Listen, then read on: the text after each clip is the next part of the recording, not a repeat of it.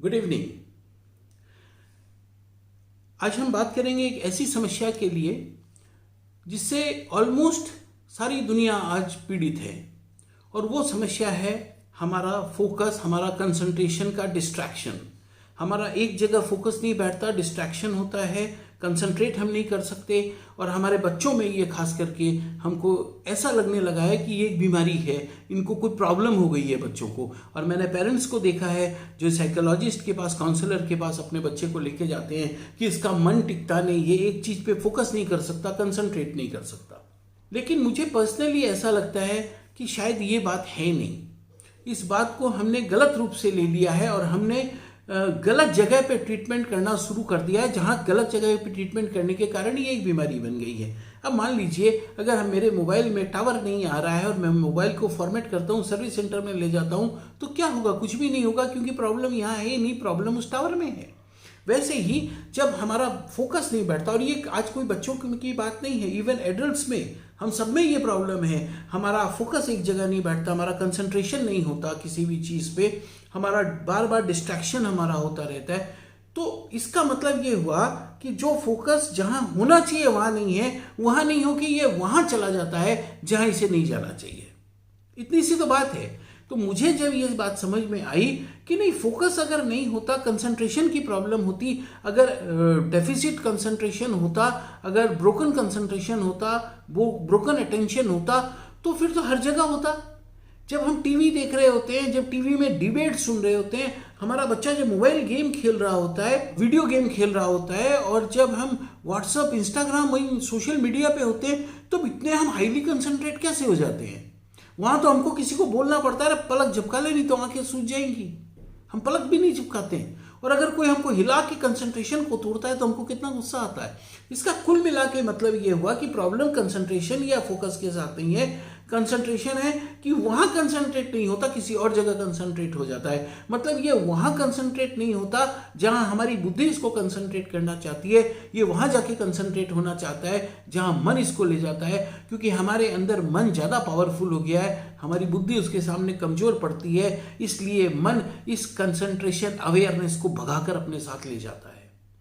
और ऐसा इसलिए होता है कि मन को हमेशा प्लेजर पसंद है, मन को मजा चाहिए, मन कंसंट्रेट करना नहीं चाहता, मन कोई भी पेनफुल काम नहीं करना चाहता, मन को इंस्टेंट रिजल्ट चाहिए, अभी अभी इमीडिएट।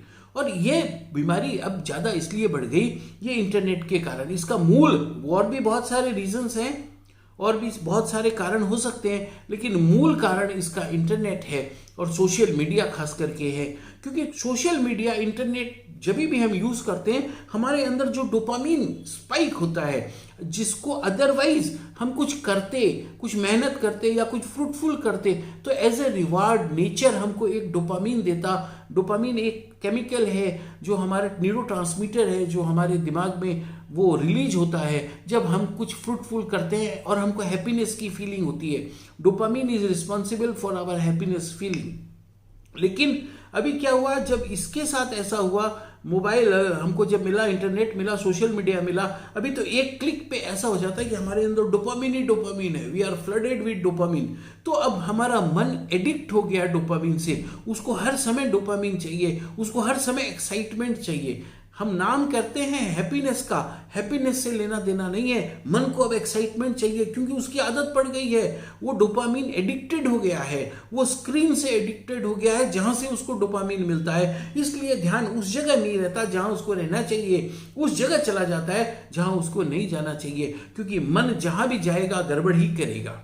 जिस डोपामीन के लिए हमको काम करना पड़ता है, फिर हमको जरा सा डोपामीन मिलता, और अभी हमको बिना कुछ किए सिर्फ एक उंगली हिलाने से यदि डोपामीन ही डोपामीन मिलता है तो मन और पावरफुल हो जाता है, उसका एडिक्शन और बढ़ जाता है। इसलिए आजकल नॉर्मल खुशी में हम खुश नहीं होते, हमको बड़ा एक्साइटमेंट चाहिए, तब जाकर हम थोड़ा बहुत खुश होते हैं। इसीलिए आजकल आप देखो, लोग गिफ्ट देते हैं या किसी के लिए कुछ करते हैं ना, तो सरप्राइज एलिमेंट रखते हैं, सरप्राइज, क्योंकि वो एक बिग ब्लास्ट है। उनको लगता है कि शायद इससे कुछ एक्साइटमेंट हो, शायद इससे एक्साइटमेंट से थोड़ी सी खुशी मिल जाए, वरना नॉर्मल चीजों में तो हम खुश होते ही नहीं है। हमारा इमोशनल सेंसिटिविटी दिन पे दिन कम होती जा रही है, हम इमोशनली सेंसिटिव नहीं है अब, और खुशी के प्रति अब हम कुचालक हो गए हैं। We are bad conductor of happiness. ये हमारे में सबसे बड़ी कमी आ रही है इन सब चीज़ों के कारण।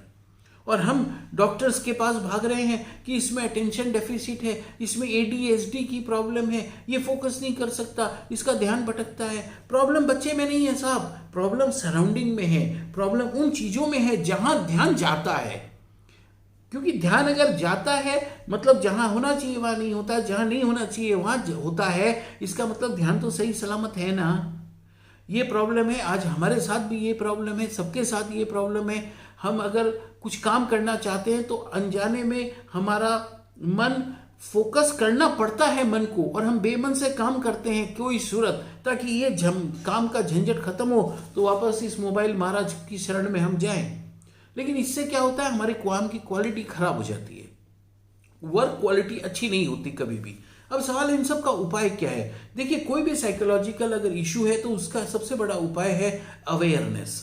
अगर हम उसके प्रति अवेयर हो जाए, अगर उसकी केमिस्ट्री, उसकी मैथमेटिक्स अगर हमको पता चल जाए कि अच्छा ऐसा होता है, वो इसलिए मुझे खुशी कम होती है, अच्छा इसलिए मैं बार बार मोबाइल की तरफ भागता हूँ, अच्छा इसलिए मेरा बच्चा बार बार डिस्ट्रैक्ट होता है, और इसलिए उसका दिमाग हमेशा बनाया हुआ रहता है। पहले डिस्ट्रैक्शन कम थे, डिस्ट्रैक्ट पहले भी होते थे लेकिन डिस्ट्रैक्शन कम थे, यहां से दिमाग डिस्ट्रैक्ट होता, इधर उधर 2-3 चीजें थी डिस्ट्रैक्ट होने के लिए, आज 2-3 हजार चीजें हैं।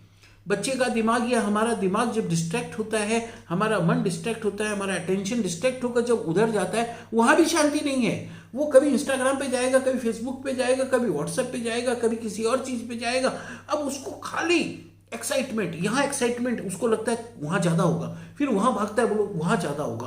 अब उसको ज्यादा से ज्यादा डोपामीन की आदत पड़ गई है। जैसे एक अल्कोहल लेने वाले को देखिए, शुरू में थोड़ी लेता है, फिर उसकी क्वांटिटी बढ़ती है, फिर और क्वांटिटी बढ़ती जाती है, और वो धीरे धीरे एडिक्ट होता जाता है, उसका रेसिस्टेंस बढ़ता जाता है। हमारा भी खुशी के प्रति रेसिस्टेंस बढ़ता जा रहा है इस डोपामीन के कारण। Now we want higher and higher quantity of dopamine to make us happy, to make us excite। ये प्रॉब्लम है। तो पहली बात तो है कि हम अगर अवेयर हो जाएं, अब नेक्स्ट मोमेंट में जब भी हमारा हाथ मोबाइल की तरफ जाए या जब भी हमको खुशी कम हो, तो हमको ये समझना चाहिए कि हम नॉर्मल चीज़ों से अट्रैक्ट नहीं हो रहे हैं, हमको ये अपने को ठीक करना है। एक बार अगर ये साइकोलॉजी हमको समझ में आ जाएगी तो हम काफ़ी हद तक इसका इलाज कर लेंगे। दूसरे में कई बार हमको ये इसका एप्लीकेशन करना चाहिए कि फोर्सफुल अटेंशन, हम अपने अटेंशन को फोर्सफुली लाएं, अपने कंसंट्रेशन को फोर्सफुली एक बार बैठाएं कि नहीं ठीक है 1 घंटे का काम है, 1 घंटा नहीं करेंगे, 5 मिनट तो करेंगे। शुरू करवाइए, इनिशिएट करवा दीजिए। एक बार जब कोई काम इनिशिएट आप करवा देंगे, उसके बाद देखेंगे इमोशनली, साइकोलॉजिकली और फिजिकली आप वहां प्रेजेंट हो जाएंगे, और कब आपका वो काम करते करते 1-1.25 घंटा पार हो जाएगा आपको पता नहीं चलेगा। क्योंकि हमको डिस्ट्रैक्शन की आदत पड़ गई। लेकिन हम इंडियंस अभी भी खुशकिस्मत है इस मामले में, हम दुनिया के कंपैरिजन में हम आज भी बहुत ठीक है। अगर हम थोड़ा भी खुद को कंट्रोल करें तो हम कंट्रोल में आ जाएंगे। और अवेयरनेस इस ताले की चाबी ही है, अवेयरनेस, कि हम इस बात को समझें कि ऐसा क्यों हो रहा है ना। और अदरवाइज फिर डॉक्टर के पास जाते जाते दवाइयाँ शुरू हो जाएंगी, जिससे हमको बचना है। हर आदमी को बचना चाहिए। Thank you.